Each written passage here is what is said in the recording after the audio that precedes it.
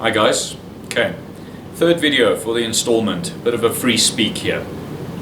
Now guys, I have had a lot of experience working in financial crime and a few other areas where I worked with regulation, was an ISO auditor at one point, studied very hard for that, and my life was information. And basically, having come from a background of working on military projects and seeing how money moves in construction, mining, and a few places before I joined the upper side of life, I learned a lot.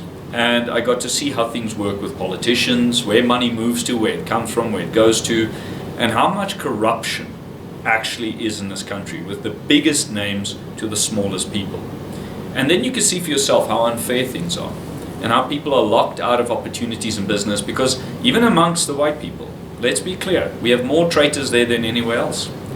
They will make sure that they capitalize on anything they can do by whatever means. And we're seeing that happening now.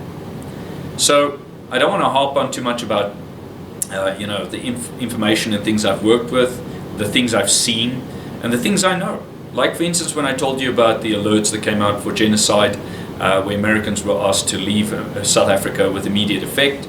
They were given the warning, those who wanted to stay would stay at own risk, but that's a good example.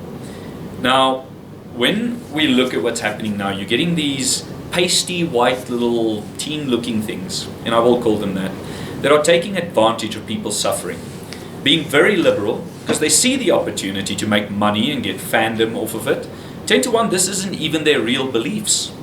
I'll say it because there was a young man now on TV speaking about no genocide. And, I mean, you can see this guy's had no experience in life. He's not on the ground. He comes from a rich family or well-to-do family, and he's lived protected because he's never actually seen suffering.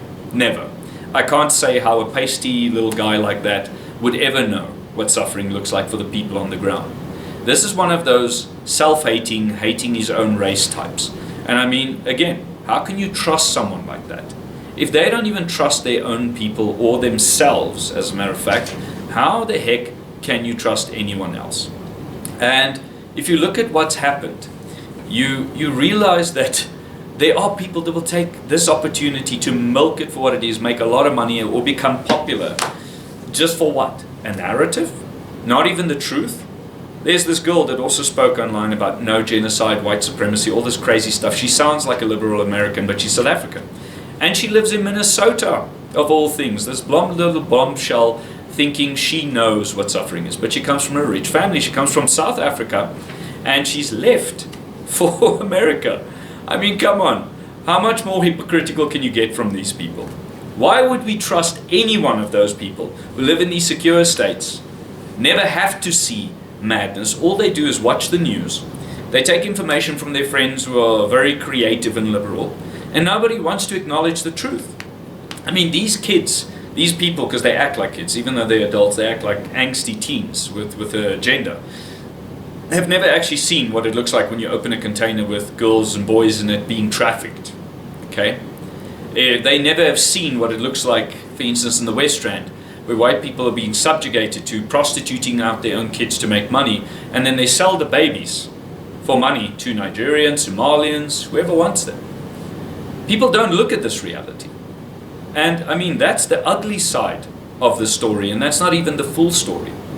But what are we doing? We're allowing these people to speak on our behalf? Please, man. Who would trust a traitor?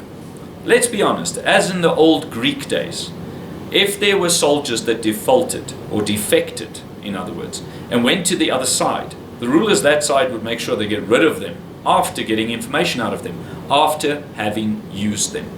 Maybe that's a warning story for you guys of what will happen when you switch sides.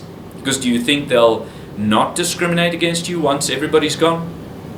In history, that has never happened, just by the way.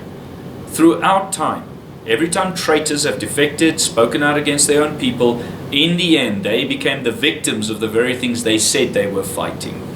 Like racism, like sexism, like rape of women. The men and women, especially the men who protect you from that, are the ones you're disarming. And then when you disarm them, you're disarmed. Do you think your loud voice and your magical stops are going to stop them from doing harsh things to you? Let's look at Sweden in 2015, 2016. When all those immigrants came in who weren't refugees, they were soldiers, or they were capable of being soldiers. One woman dragged down the street in front of everyone, raped by over 100 immigrants. When she reported it, what was she called? A racist. And this is one of your most liberal countries in the world. And that's one of many cases, many cases.